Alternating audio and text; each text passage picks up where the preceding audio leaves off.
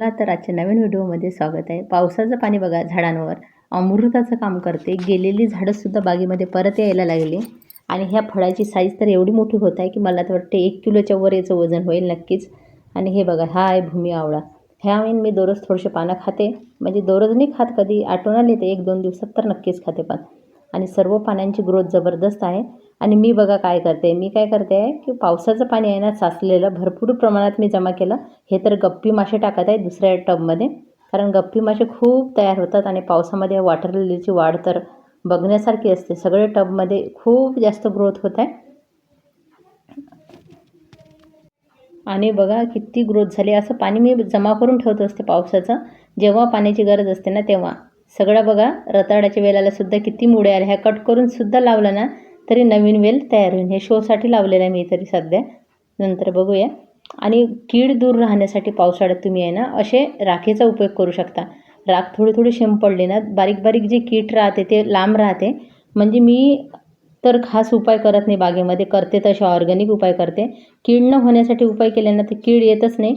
आणि माझ्या बागेमध्ये मला हे प्रयत्न याच्यासाठी सुद्धा करावं नाही लागत आहे आजकाल. माझ्या बागेमध्ये शत्रू कीड आले ना तर मित्रकीडसुद्धा आहे. माझ्या बागमध्ये संपूर्ण ऑर्गॅनिक पद्धतीचे बागकाम मी करत असते. त्याच्यामुळे तुम्ही माझे व्हिडिओ नक्कीच बघू शकता. कारण आपण केमिकल वापरलं तर आपल्याला बाहेरचंच खाल्लेलं बरं. बाहेर करायचं आहे तर मी ठरवलं तर ऑर्गॅनिकच करायचं पूर्णपणे.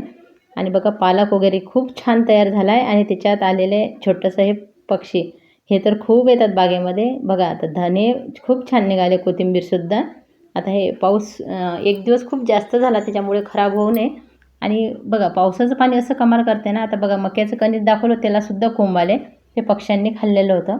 आणि हे पाणी म्हटलं थोडंसं बाहेर काढून ठेवते मी, कारण साचलेलं पाणीसुद्धा आपल्याला जास्त ठेवायचं नाही, त्याची काळजी घ्यायची.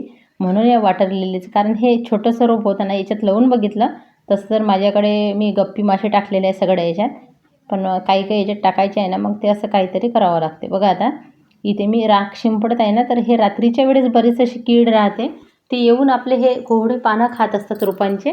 आणि येऊन जाऊन मी ह्या फळाकडे माझं लक्ष जाते, कारण हे दिसतच खूप मोठं आहे. आणि अपराजिताला पण भरपूर फुलं आले. तुम्ही पण तुमच्या बागेमध्ये अशा ऑर्गॅनिक उपाय करून कीड लांब ठेवू शकते. लागण्याची वाट न पाहता काही खास उपाय जर करत राहिले ना, पहिले तर मी स्प्रे वगैरे करायचे, पण आजकाल ते सुद्धा करत नाही एवढ्या बागेवर, कारण बागेमध्ये जास्त कीड तर मला लागून दिसत नाही. एखादं दिसलं की लगेच मी तेवढा भाग काढून टाकत असते त्याच्यामुळं. आणि बघा आता अपराजिताची फुलं तर माझ्याकडे भरपूर प्रमाणात निघत आहे, कारण 2 वेलं खूप मोठे मोठे झालेले आहे हे. बघा किती ग्रोथ होते. पावसाचं पाणी चमत्कारासारखं वाटते ना. बघा ही पीस लिली पूर्णपणे गेली होती, कारण हे उन्हाच्या साईडनं थोडी ठेवली होती ना, एकही पान राहिलं नव्हतं. हे पण झाड तसंच झालं होतं, पण परत ग्रो झाले गेलेले झाडंसुद्धा. आणि पीस लिलीचं मला असं वाटलं की मी कुंडी खाली करणार होती, पण अचानक मी काय केलं, त्या हात लावला, आतमध्ये काढायला गेले तर मला असं वाटलं नाही याला परत येईल, आणि खरंच आले. पूर्ण रोपे परत आले गेलेले. आणि मी असे बुकेसुद्धा करत असते, कोणाचा वाढदिवस असो काही असो, घरातल्या फुलांनी. छान वाटते मला घरच्या घरी करायला. कशी वाटली तुम्हाला आजची माहिती नक्की सांगा. धन्यवाद सर्वांचे.